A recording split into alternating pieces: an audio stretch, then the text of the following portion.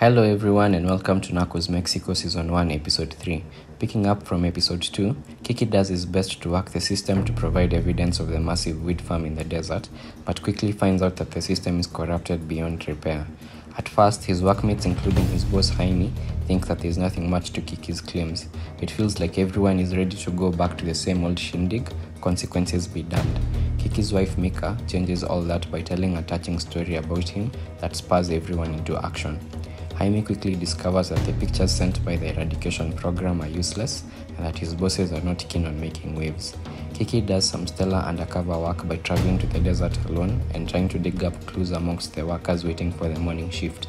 At first, he seems to have lucked out but eventually gets away into the desert farm, marveling at its size. He almost gets caught by El Azul, who vaguely recognizes him and tries to catch him, but Kiki barely escapes, a dramatic sequence that will leave you on the edge of your seat. He's eager to share his discovery with his colleagues, but finds out his wife is in labor. Meanwhile, his other DEA colleagues follow one of the narco traffickers and track him to Miguel's party, managing to pay the photographer to obtain photos of the major players at the event. They discover that politicians, DFS and local police are working closely with the narcos and that the traffickers have evolved into a super corporation headed by Miguel, the godfather. Meanwhile, Miguel and Rafa are enjoying the spoils of war, with Rafa buying a new house and trying to pick up a wealthy young woman, but ends up getting dissed over his choice of clothing. He watches the iconic Scarface movie later on, and that surprisingly works out beautifully. Miguel kicks off his reign as the godfather by organizing a wedding ceremony for the son of his mentor, Governor Celis.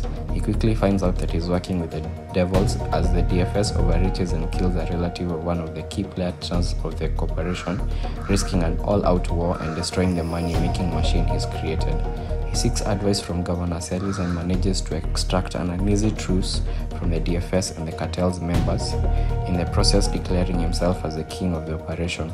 The DFS boss backs down and accepts his terms, but not before reminding him of his fate should he fail to deliver on his monthly premiums. Miguel is desperate to please Governor Celis, regarding him as a father he never had. However, he sadly realizes that he will only ever be an employee to Celis when the governor demands massive payouts to himself and the other governors for his political advice. Miguel is the godfather, dancing with devils in a prison of his own making. See you in the next one.